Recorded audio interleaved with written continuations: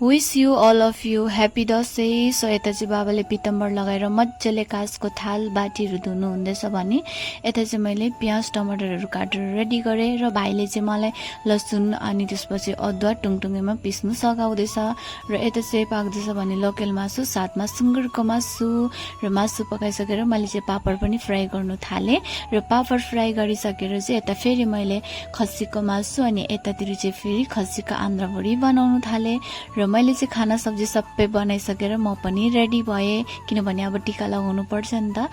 र यता बाबाले पनि दियो कलशहरू सबै रेडी गर्नु भएर अनि टिका पनि मुस्नु थाल्नु भयो।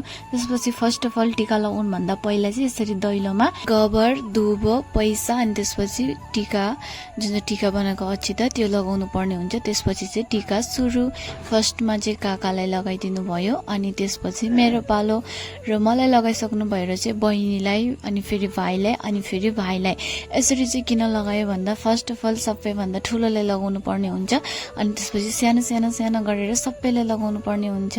र हामीहरू चाहिँ सबैजनाले टिका लगाइसकेर यता फेरि हामीहरू खानुको लागि बसिसकेको छौँ। हामीहरूले चाहिँ ठन्डा र काँचा बिसा खायौँ भने ठुलो मान्छेहरूले चाहिँ गाजीकुरो र काँचा बिसा खानुभयो।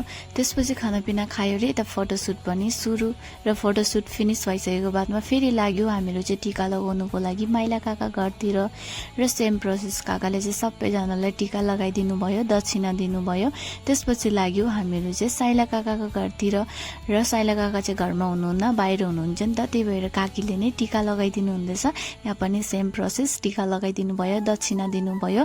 त्यसपछि म चाहिँ लागेँ अब घरतिर र घर पुगेको एकछिनमा दिदी बहिनीहरू पनि आइपुग्नु भइसकेको छ टिका लगाउनुको लागि र यता बाबाले टिका लगाउनु पनि सुरु गर्नु भइसकेको छ र टिका पनि लगाइसक्नु भयो। त्यसपछि दिदी बहिनीहरू चाहिँ घरतर्फ लाग्नुभयो।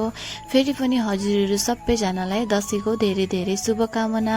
आजको लागि यति नै, बाइ बाइ।